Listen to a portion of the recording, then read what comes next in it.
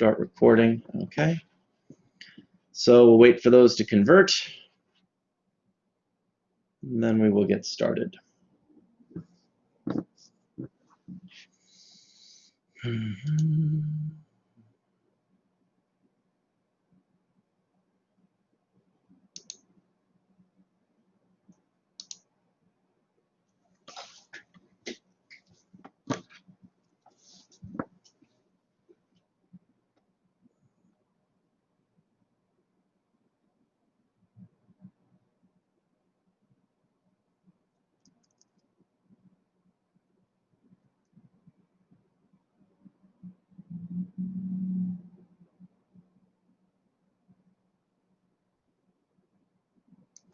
All right, hopefully these files are good. Okay. So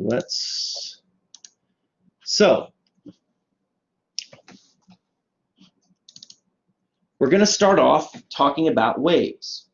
So in Physics 1, you talked primarily about particles and particle-type motion.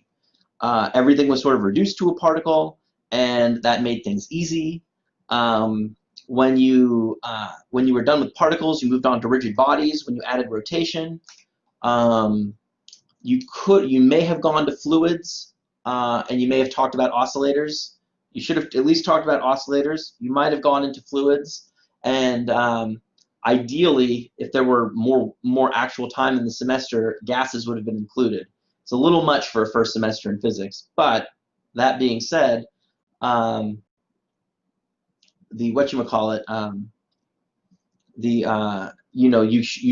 can sort of use Newton's laws for all three states of matter. The next thing to really cover is an extension of chapter 15, which is oscillations, which is waves. And waves are a little more dynamic than oscillations. Whereas waves, when you looked at oscillations, they're just oscillations in time, whereas waves, there will be oscillations in space and time. So they're multivariate functions. So there's that bit to it. Let's take a look at some of our definitions for waves, at types of waves. So we're going to focus mainly on mechanical waves. As you see here, we have our mechanical waves. They're governed by Newton's laws, and they exist within material mediums. So this is what we'll study, like water waves, sound waves, waves on a string, that type of thing. We're going to use this course to build up our discussion of electromagnetic waves. So our final topic is really these, which are complex within themselves. These waves actually don't require a medium to travel within. They compose of both electric and magnetic fields that sort of give rise to each other. And that's what we're going to spend the semester pretty much building up to. So this is light from stars. Light waves from stars, for example, travel through the vacuum of space. All electromagnetic waves travel at the same speed, which is the speed of light. And then, of course, there's my favorite type of waves, which are matter waves. Now, these waves are used and are described quantum mechanically, often by the de Broglie wavelength equation. So if you take a modern physics class, these are the types of waves you will see. Or when you're talking about quantum physics, you're talking about the realm in which matter behaves less like a particle and exhibits wave-type properties. Now, waves behave fundamentally different from particles. And in fact, understanding this difference between a wave and a particle is a big jumping off point for modern physics. So you really, you want to, the easiest way to sort of differentiate these two things is to sort of with a thought experiment first. Because when we jump into waves, we're just going to jump into the technicalities and we'll sort of eventually get to how they behave. But I want you to think about waves traveling in the ocean or in a bathtub like water waves. So when water waves meet, what happens? Can someone give me a description, brief description? What happens when waves collide?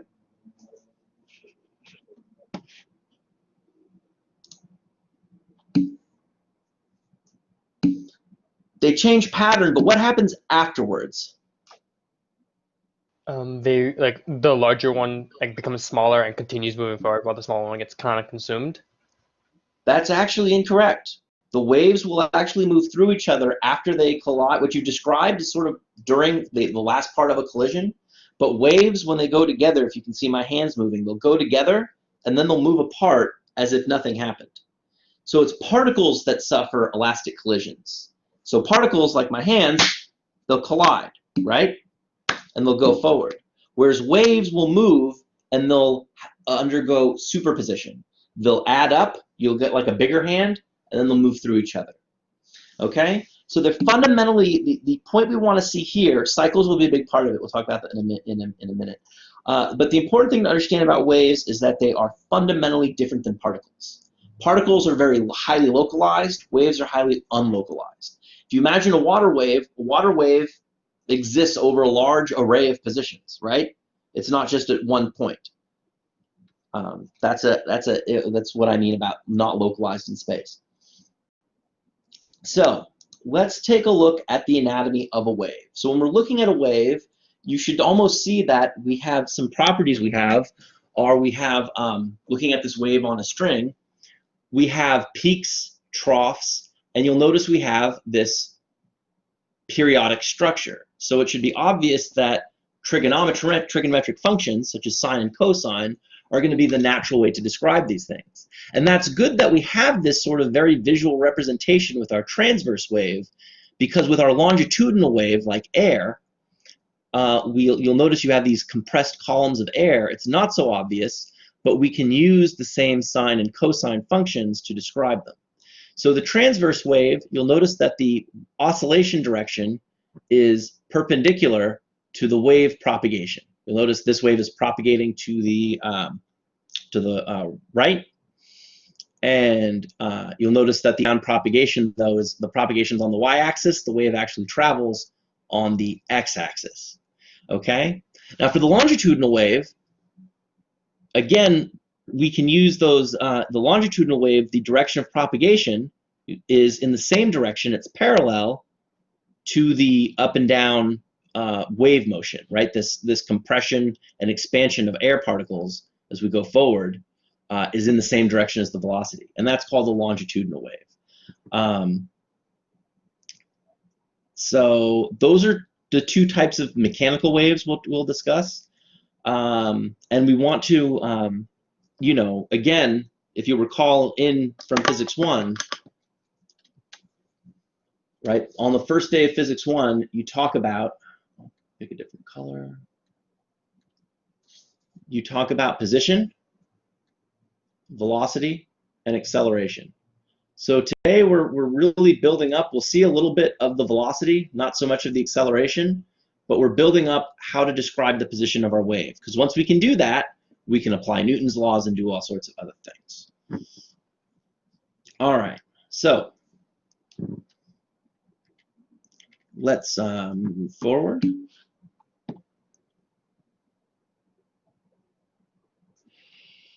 That's a good question. So the tsunami is different. I would say most of your water waves are transverse. And I think the tsunami is also transverse, but the tsunami is very different because it's a wave in which the the wave is very short. So tsunami waves, like if you're in the middle of the ocean, you wouldn't feel one. You'd just be able to measure it by taking Fourier transforms of the waves around you. You'd go up a little. But what happens is the wave's energy sort of smashes together and goes in.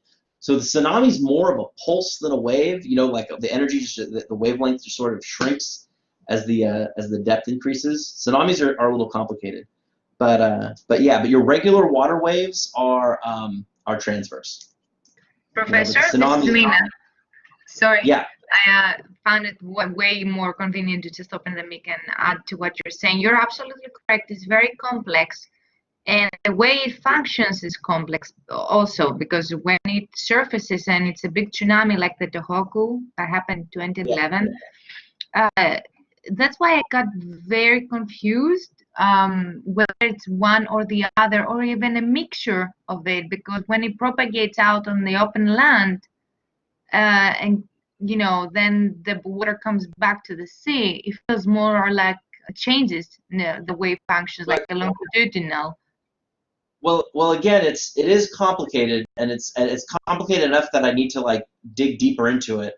But my physical gut tells me that the component is more transverse because the water rises.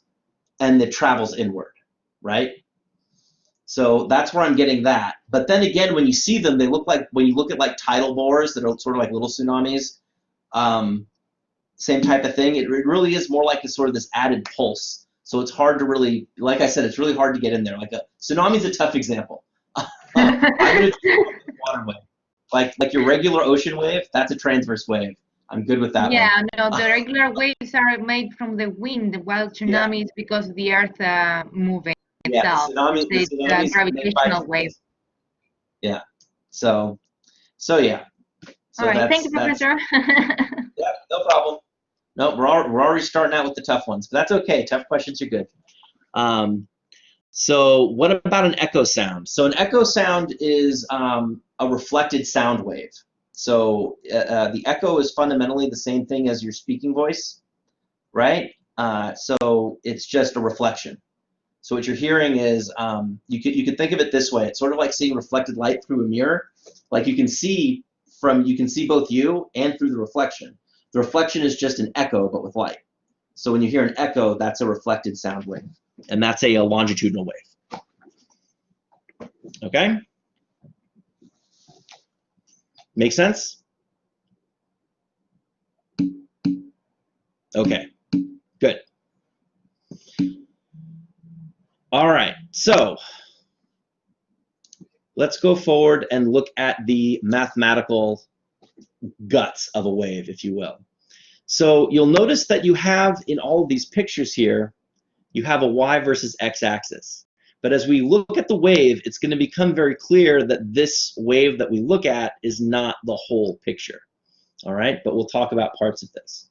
So let's look at each section. So we have our wave displacement, which is given by y, but you're going to notice that this is a multivariate function. Okay? And you're going to have this term is the maximum displacement you can have. You'll notice it's fixed. That's your, you'll notice that ym here, the wave never exceeds this value, right? It can't go beyond the amplitude. That represents the most displacement you can have from zero, from the axis, your x or t axis, depending on how you look at it. This part of the wave is called the phase, all right? And so you have four quantities here. You have k, which is the angular wave number, x, the position, minus omega, the angular frequency, and the time, t. Now, the angular frequency is going to be familiar to you, right? That's just going to be equal to 2 pi times the frequency. And we've talked about frequencies as cycles per second. Now, I'm not sure we get to it in chapter 15. I can't remember. But if you look at this wave here, the distance from the peak to the peak in the y versus x is defined, right, 2 pi over t. That works over the period. But what I want to point out here is that the distance in position between one peak and the next peak for one full cycle is defined as the wavelength. And we define the wavelength with this Greek letter lambda. Okay? So, so even though we have the frequency, we have omega is equal to 2 pi over the period. We have k is equal to 2 pi over lambda. All right, that's how we relate the angular frequency and the angular wave number, and the you know, to our traditional quantities of position and time. Now, we have to notice here that the units, the argument of the phase has to be unitless, or at least has to be in radians, right? So you'll notice if I plug in k, the units of x cancel with the units of lambda, right? That gives us a unitless product. And omega t, omega has units of 1 over seconds. So then we have t is in seconds, so those will cancel to give us a unitless phase quantity. Now, that's important. Same thing for logarithms holds as well, right? When you're evaluating functions, you need to take out the units, or you do it in a unitless way. So you might ask yourself, well, why not do things in terms of just wavelength and frequency f? And as you can see, there's just a lot of factors of 2 pi. So writing this wave, this multivariate wave in this way, with k's and omegas, makes it as compact and clean as possible. okay? And you'll notice we can see the wave. What they're trying to do is point out this arrow. If you follow it, let me erase it there. If you follow it here, it actually is propagating. You can see it move on the axis, okay? But what this doesn't do is give you an idea or tell you that to fully characterize this wave, you actually need two graphs. One that's displacement versus x, and one that's displacement versus time, okay? All right, because when you do it versus time, then the distance between the troughs would be the period. Okay. So going forward, you can see that they have just everything sort of more nicely formally defined. So we went over this definition of K, right? But you can see it again here in very nice handwriting. And we see here omega equals 2 pi over the period, which we saw before. A student pointed out in the comments, or Roy Ash pointed it out. And we have the frequency, right, which is equal to 2 pi omega. So all this stuff we wrote in the last slide, but you can see it all nicely here. And I like to point this out because I have, you know, in the world in which you're watching this on YouTube, you're probably saying, oh, why did you go away? I want to see that again. But here it really is. So, okay, so any questions so far? Is everyone sort of feeling good about this? Again, I want to write the fact that we are dealing with multivariate functions because they're a little trickier than single variable functions. Not too much, admittedly.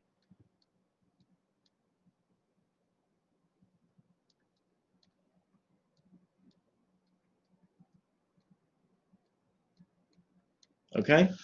Not too much, admittedly, but a little bit more. Derivatives are going to become partial derivatives. We have to be sure that we're consistent with our definitions. Yes, the lambda under 2 pi is the wavelength. Let's point that out. So Brandon's asking about this lambda. That is the wavelength, wave number, angular frequency, period, frequency, and the same relations we've had before. Okay? Unit is radian. You betcha. Yep. Oh no, for lambda, the unit is meters, right? When you multiply k times x, that will be in radians. I thought you were talking about the phase. The unit for lambda is length. It's a wavelength. It's an actual physical length. All right? Why is the screen so big? Let us go forward. Okay. So, I want you to notice, I don't want to make it that small. I want you to notice what the wave looks like and how well defined all the features are. How well defined all the features are of the wave. And what I mean by that is it doesn't get fuzzy or break down, right? It just stays at a nice, smooth sine wave. But that has an implication, right? If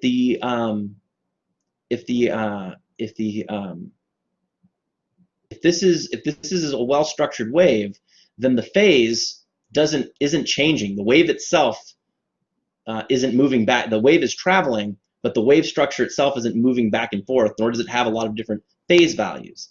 So we can say that even though the values of x and t may change, kx minus omega t has to equal a constant.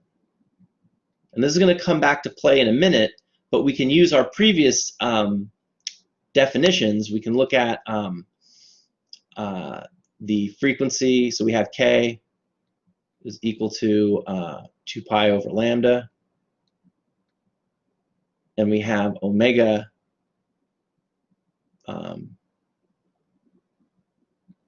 is equal to 2 pi over t, right? So what we can do is we'll notice that k has units of 1 over meter, And of course, this has units of 1/2. So you can use units to sort of construct compound quantities. And you can actually see that if you want to get meters per second, right? K is 1/meters. You're going to multiply 1/k times omega, right? So you can get that the speed of the wave, or the velocity, which is in meters per second, will be omega/k. And you can plug those two values in, right? 2 pi, so 1/k is going to be lambda over 2 pi. And of course, omega is just 2 pi f. These cancel, and you can see the speed for any wave is going to be the product of the wavelength times the frequency. All right? There's other ways to prove that too. A more rigorous way to prove it, because it deals with the mono frequency, or the frequency conditions of the wave, or the phase conditions of the wave. You can also prove it using this relationship, that kx minus omega t is constant. And in fact, yeah, Royash. Professor, what do you mean by like this one? This one? So right there we have, this is lambda over 2 pi, right? This is, that's omega. So I just plug that in. Then I have 2 pi times the frequency. Yep. So the 2 pi upstairs canceled with the 2 pi downstairs. And now I just have lambda times the frequency. Lambda times, yeah. Okay, thank you so much. Yeah, no problem. Okay. So, but like I said, you can also prove it from this relation with the phase, which we may or may not do. I don't know if we're gonna get there. I'm trying to see if it's a thing. I don't think they do it in the. I mean, I know they do it in the book. It's one of my favorite things, but I don't know that we're going to do it. But you can actually derive this from that condition, and that's the physical condition that will lead to it. But you can also use these quantities to sort of derive it just from unit analysis as well, which I think is the one we'll stick to. That's what they did here. So let's go forward. So now what I want you to do is I want you to think for a little bit. We have y versus x, right?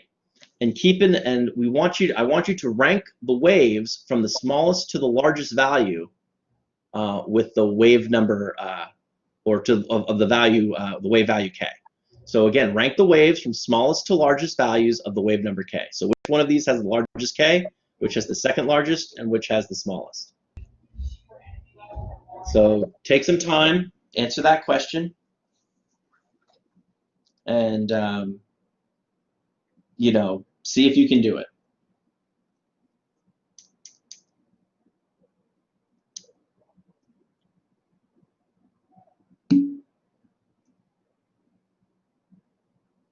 One, two, three in increasing order. 3, 2, 1. We have some 1, 3, 2. Well, we have some dissensions. So let's recall, before we look at the answer, before we figure it out, let's recall that k is equal to 2 pi over lambda, right? So when we look at it, think about it and see if any of those answers change, if we can get some consistency.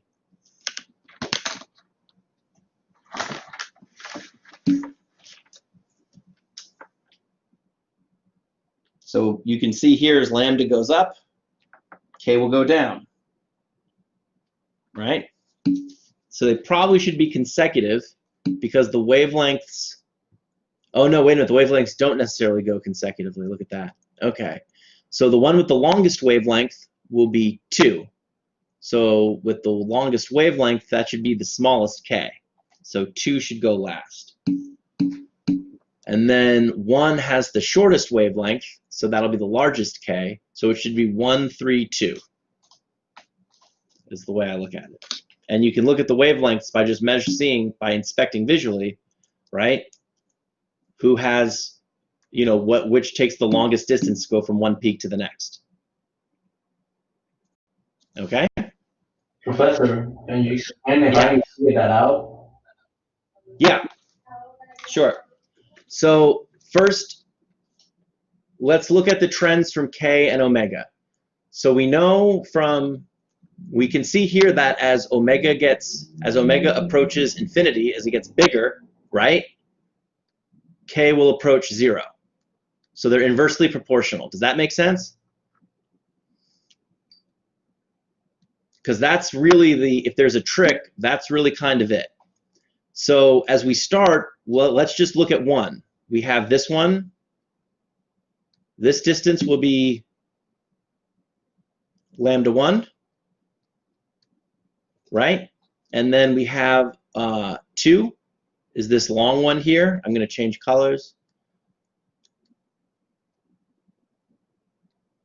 So 2 is this big long one, and we don't even get to the wavelength, right? We'd have to go almost to here to get to that wavelength. So I'm going to draw that and call that lambda 2.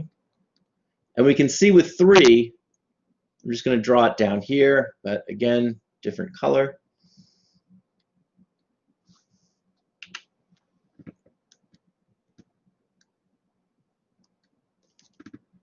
Right, we're looking at 3, so we'll draw one here, and we'll go to the peak, and we'll call this distance here lambda 3, or yeah, lambda 3. Now you should be able to see by inspection, right, that lambda 2 is greater than lambda 3, which is greater than lambda 1, right? So looking here, we want from the smallest to largest. So the smallest value, right? Because again, the inverse to this is that as lambda goes to 0, K goes to infinity. So the smallest value of lambda will give you the largest value of K. So we know that the smallest value of lambda here is lambda 1, which we can see here just by inspection. Okay? So therefore, if that's the smallest value of, oh, I'm going backwards here. So we want the smallest value of K first. So the smallest value of K will actually, because I was thinking largest value. So lambda 1 we can see, I'll just start there. We'll have the smallest lambda will have the largest K. So we can see here that K1, right, will be greater than K3, which will be greater than K2. Okay, so we want to rank from smallest, so the smallest value will be actually 2, right? So it looks like we just went from largest to smallest in everyone's answer. When it asks from smallest to largest, you got to be careful with that. So the smallest is 2, and then the middle one is 3, and then the largest one is 1. So if you're going from smallest to largest, then it's 2, 3, 1. But if you went from largest to smallest, then you'd get what everyone wrote down in the chat, which was 1, 3, 2. Okay? Does that make sense?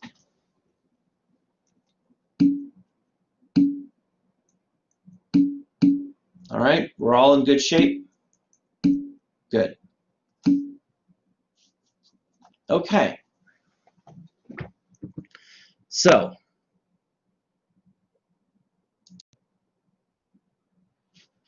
now we're going to sort of go over some points here and working together through an example. So we have a wave. This is a good example of a wave with numbers, right? So if we have a wave traveling along a string, it'll often look something like this, where you have the amplitude with its units in meters. Sometimes that will be written in scientific notation.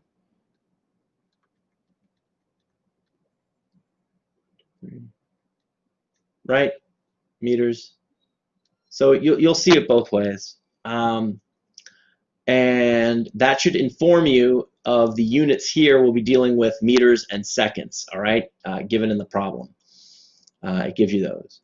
So the first thing it asks for is what is the transverse velocity u of the string element at x equals 22.5 centimeters and at time t equals 18.9 centimeters. Now this velocity, which is associated with, well, the first question you should ask is what in the world is the transverse velocity? Because we didn't cover it, and we didn't. And it explains here that this velocity is associated with the transverse oscillation of the string element is parallel to the y-axis. Don't confuse it with v, the constant velocity at which the wave form moves along the x-axis. All right, so remember we have two, let's look at a wave. I think you have the right idea, Sean. I just want to be sure that we're talking about the same thing by looking at it. So give me 1 second.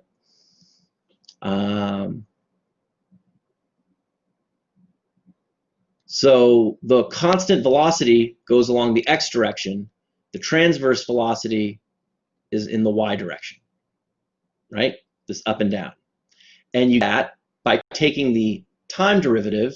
So u is equal to the partial derivative of y with respect to the partial derivative of x, or no, of t, sorry. And now you can see a little bit why the Calculus 3 is the preferred prerequisite for the course. That being said, partial derivatives are fairly easy to take. All you have to do is pretend that the x is constant and treat it as a constant, and just take the derivative with everything respect to t. All right, but you will have to use your chain rule, so you will get a cosine phase term, and then you'll have to use the chain rule for this whole thing. Okay, so you will have to do your calculus. So the first thing you'll do is compute that, and then you will plug in the numbers, and you should be able to get it. But let's take a look at it first. Why don't you guys give it a shot doing it, and then I'll come in and we'll look at it. Give it a shot for a couple seconds.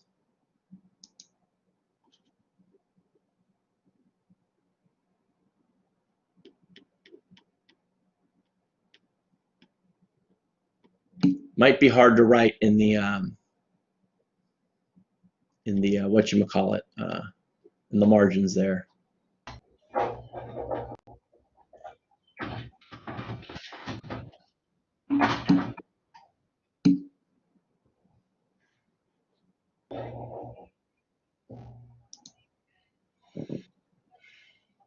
Right. So you hold x constant and you keep it there. So let's do it in general.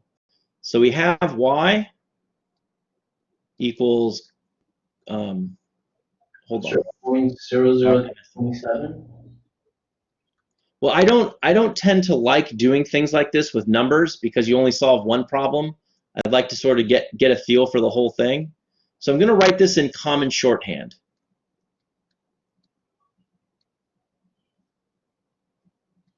I'm already jumping the gun a lot here.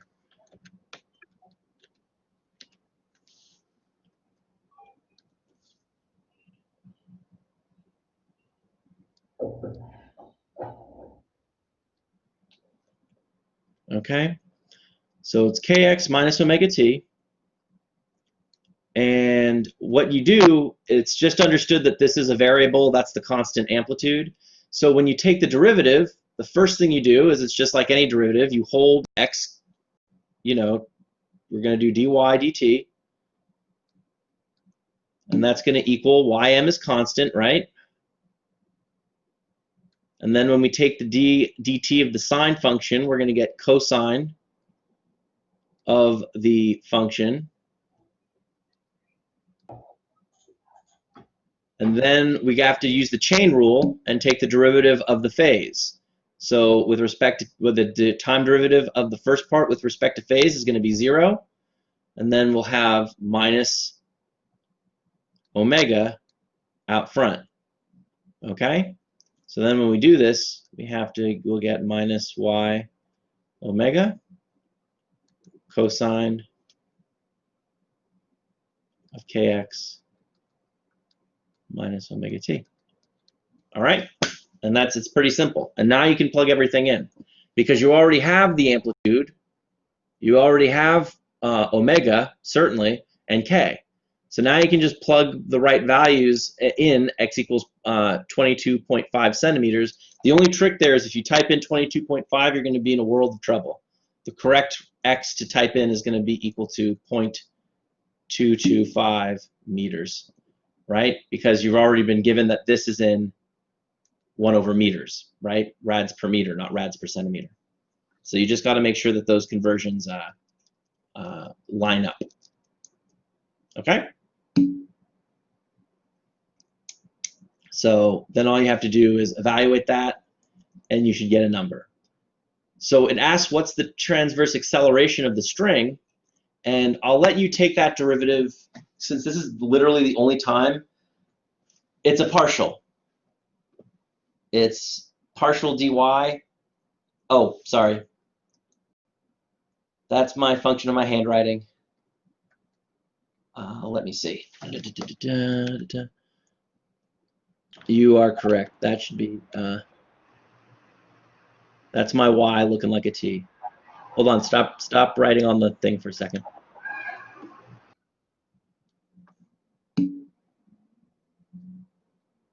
That's supposed to be a t. But I think it ended up looking like a y. Yeah. Okay. Yeah, no problem. You can always ask me to clarify my handwriting. I'm just gotten over being embarrassed by it at this point in my life.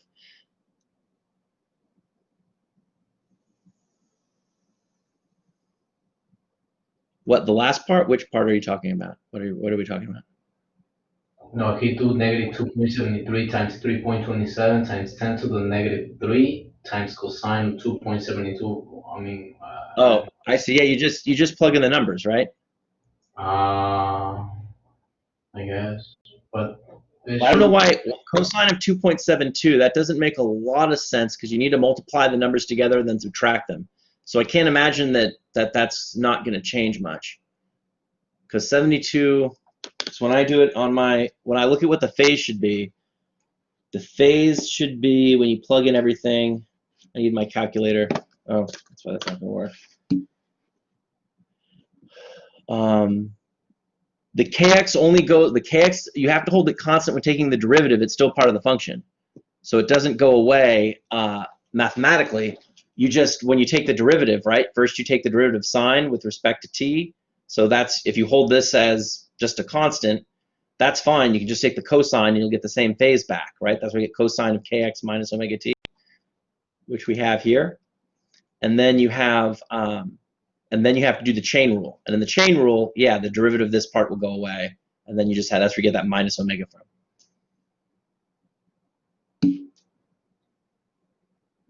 So when we look at the phase, I'll compute it really quick.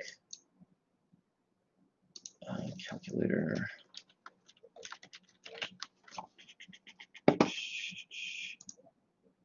Let me see. So it would be 72.1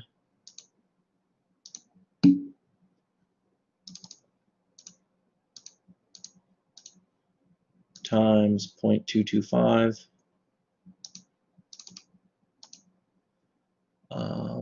minus 2.72 times 18.9.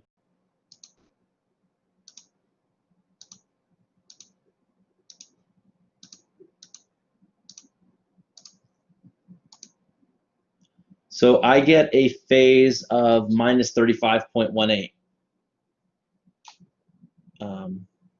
That's what I got. The answer, that may be the answer, but I'm just concerned about, because I saw the cosine phase, I'm just concerned about what's this value here, because once you multiply that by point, all I have to do to get the answer is multiply that by 0.00327, and that looks about right. You should have something. You need to get something, first of all, that's less than. Hold on, let me see here. Actually, wait a minute. No, that 0.0072 can't be right because Oh, no, wait a minute. Right. We're looking at the meters, the velocity. So you'd have to have that unit of meters per second, which, yeah, if you multiply that by velocity, because you'd multiply that there, you get something between 0 and 1. Let's say even got close to that, and then you multiply that by omega, which is 72 rads. So you should get something more than that. It depends what the sine of 35 point, whatever is.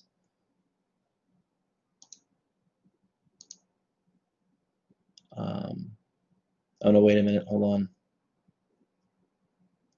That would be that's going to be a mistake.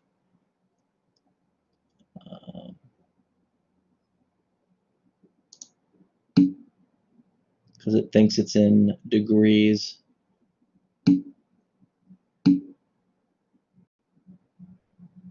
Yeah, cosine of roughly, right. And then once you do that, it should just be multiplication. I don't trust, but remember, it's not sine of 35 degrees, it's minus 35 radians. So you want to be sure you're in the right setting there.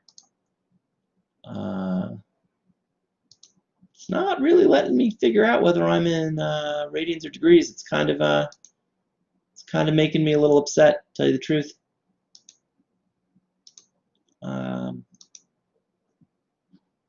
Anyhow, I'm not going to figure out the Microsoft calculator at the moment. I'd have to find a better one. I don't have all my good calculators I left in my office, which I haven't been able to get to since March. So it's an oversight on my part, admittedly, but it is what it is. But hopefully you see how to do the construct calculation, okay? And doing the transverse acceleration is just taking that derivative, that time derivative again, just like it would be in physics 1. Okay? Well, I had a feeling we wouldn't be back for a while, but I was busy packing up some other stuff. I left a few important things in my office, including my burnable drive. I had to get another one. That was sad. But anyhow. All right. So, are we good there? Wait, I'm kind of lost. The part where you actually have to plug in the numbers once you do the derivative, Yeah. it's just like it makes me confused. It's just like until this part, I don't know what else to do. I mean, Well, after this part, you have everything, right? So this is the velocity. So it gives you an x and a t to plug in. So you just plug those in there. You have k and omega from the original part. So you plug k in there and omega in there, and then you get a number. So when I evaluated that, that's where I got my negative 35.1. right here I just multiply and then subtract what it is and then give me the answer and then Yeah, and then you just plug in omega and you have the amplitude here, and then you multiply whatever that cosine of minus 35 times whatever this is, and you get what you get. Oh, all right. I love part myself. All right, thanks. Okay, no problem. So Professor, I have one question. So for the value of x and t, so we have to put anything like is given here, right? This is right. Those are the values, but it asks for it but this is the position. So it asks for these values in the transverse velocity. So it's asking for this transverse velocity at those times, and so you have to, take the derivative and plug it in. Thank you, Professor. Thank you so much. Yeah, no problem.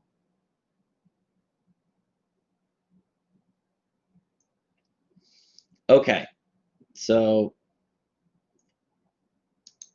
let's move on to using Newton's law to derive the speed of a wave on a string. So usually when we're doing experiments and we're doing problems, a lot of stuff we'll look at will be waves on string, and that's helpful because you can replace right away the little diagrams we've been making previously, right?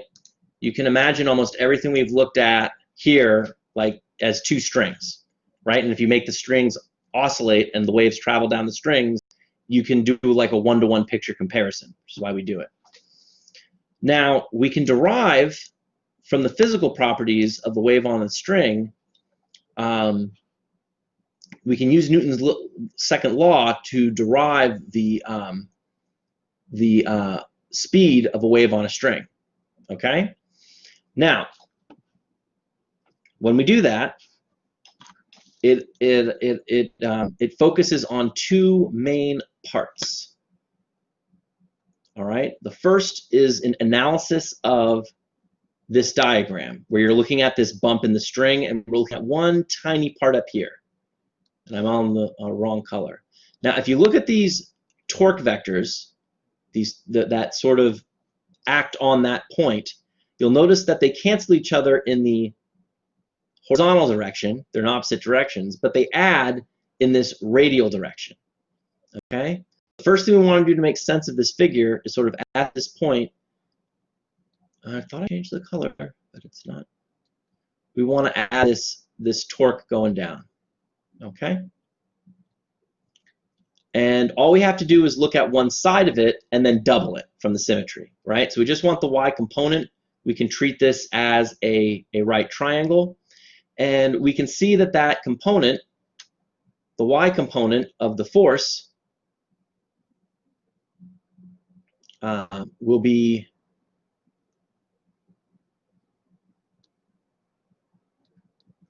equal to, one of them will be equal to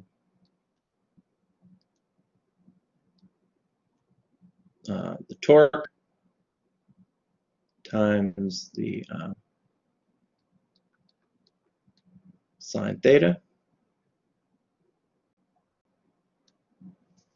Now let me see here. We're going on. Are we calling it a torque, or are we calling that a force? I think we're calling that torque. I don't think we're calling that a torque. I think we are actually calling that a force. Because I'm looking at it as a torque, it makes no sense. Because torque is R cross F.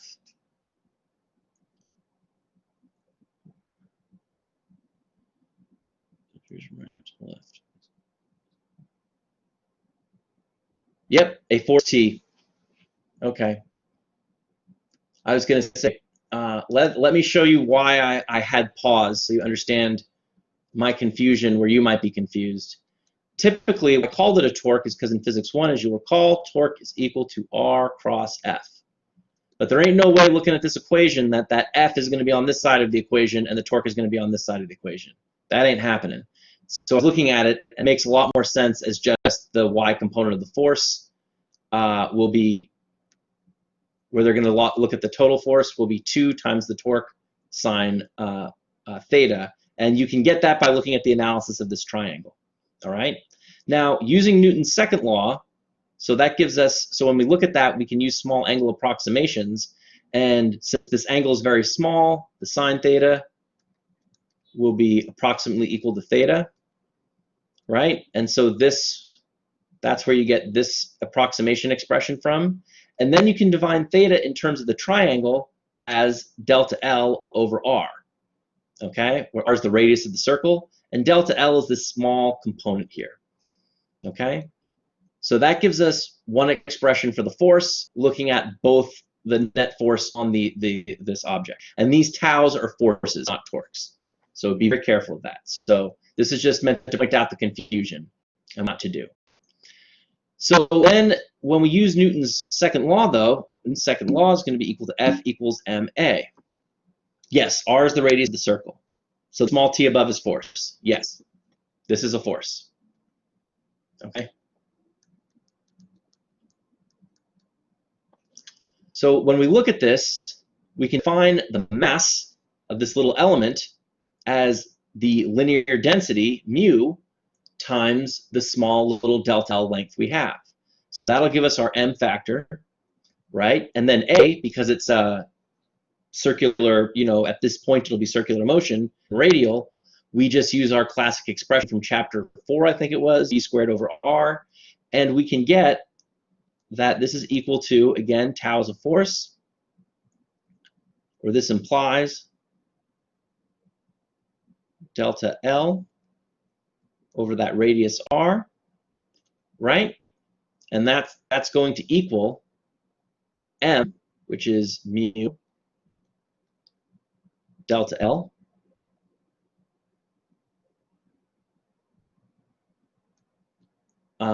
times mu delta L times v squared over r. So a lot of stuff cancels. You'll notice there's a delta L over r term, right? That's going to cancel with that. And so this simplifies now as to the torque, or not the torque, but the T, otherwise probably better said the tension, right? The tension in the rope is equal to the linear density times v squared. And when you solve for v, v is going to be equal to the square root of that tension over the linear mass density. Okay? Yeah, Mina. Professor, I'm sorry, just to confirm, the small t in the equation, the first equation, is the torque, but the one on the diagram is the force, correct? Right, right. Okay. So one good thing to say, or something to say, is that this diagram, nothing to do with the problem. Okay, all right. Very confusing. All right, thank you, Professor. I was just pointing out the confusion here. To do with what we're with stuff below. I'm using the mouse to write this, so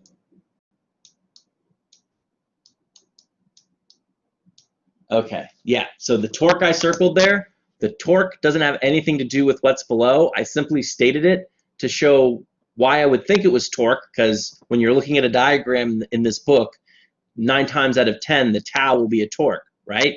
But then I wanted to show you how I could prove to myself it wasn't, why it was suspect looking.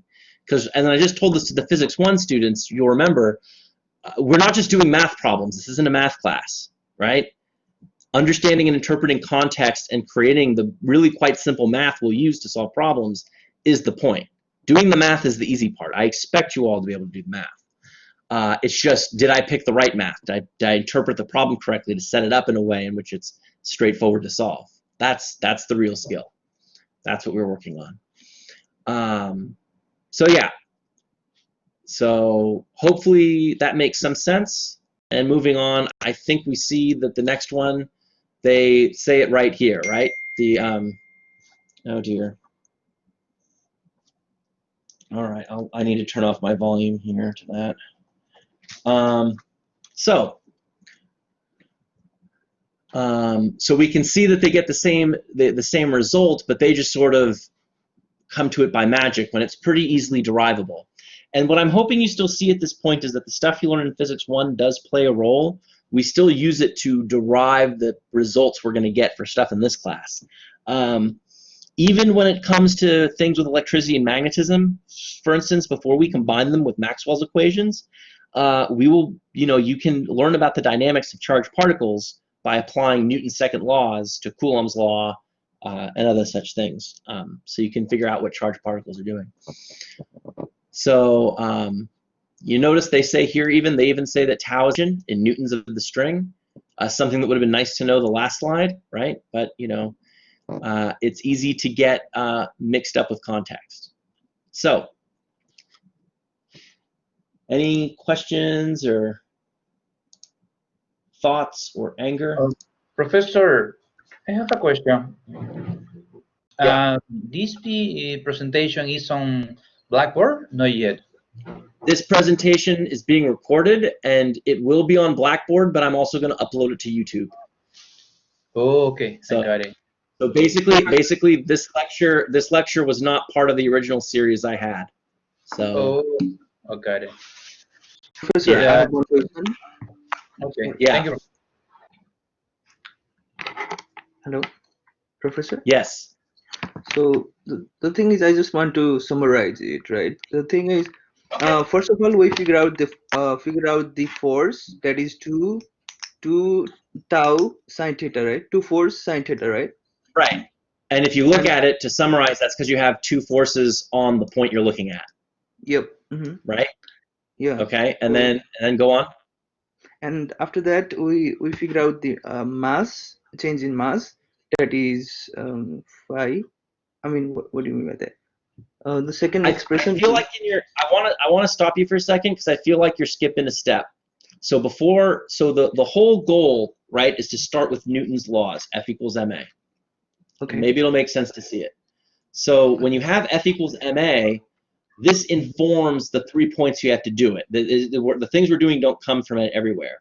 And the part I thought you skipped is I thought you got this part, you understood this part of it, but then this part you don't want to throw away because we want to analyze that triangle to resolve the F part of Newton's second law, right? Oh, okay. And then so this part gets plugged in to the equation right there. And now we're solving the mass, but we're solving it for a good reason, right? If we solve delta M, we can then plug it into this part of the equation. And then when for A, we can plug it in there and then solve for V and get our speed. Okay, so that means 2 theta is come from sine theta, right? Sine theta is equals to theta on that place, right? Right. So, On this diagram, you get it from analyzing picking one of these triangles and analyzing it, and you multiply it by 2 because there's 2 triangles. There's 2 forces. Thank you, Professor. I got it now. Thank you. Good. Good. Okay. So let's keep going. I think we're gonna take. I want to just talk through the next 2 slides, and then we'll take a break. Because I don't want to kill everyone, and I noticed it's 6:54, which is a little past break time. But I think we'll be in good shape if we talk about this. The next slide. So the next slide I'm just going to talk about, which is the rate of energy transmission. Now, with the rate of energy transmission, you can start looking at the change in kinetic energy of the wave on a string of the previous picture. All right, and you'll notice they have this dk equals 1/2 dm times u, where it's that transverse velocity of the wave, right? So you'll notice this looks a whole lot like in physics 1, where if I asked you to write the kinetic energy, you should just write k is equal to 1/2 mv squared, right? It's the delta m of that little part of the wave times whatever the transverse velocity is there, and then the 1/2 is just the 1/2. Now, what's interesting is you'll notice we just talk about the power, the average power, as being derived from there, but you have to keep in mind there's a subtlety to this that I want to talk about, which is that you have to use, in order to get this expression from your kinetic energy, you have to realize, one, that the average power is equal to dE dt, not dk dt, right? So what you can do is once you solve for dk dt, is you have to remember that there will be that whatever change you have in kinetic energy, you will also have a similar change in elastic potential energy. All right, it'll be the same value. So you'll actually have to multiply whatever you get with the kinetic energy result by 2, and that's when you'll work out this. Because if you just do it straight, you're going to get a 1/4, and you're going to be like, well, wait a minute, why is it twice as half what I? And that's why, because you'll have to enter that term in, and then you can get this average power one. I encourage you to try to do it on your own, and then compare with the book. But the derivation's in the book, and it's a fun little derivation that will, I think, build confidence in you sort of deriving that part yourself. So with that being said, that is a good break point.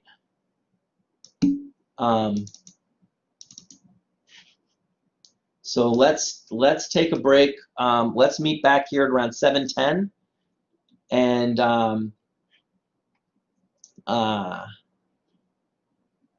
yeah, I'm gonna stop the recording and I'll start it again so that there's not the awkward break time.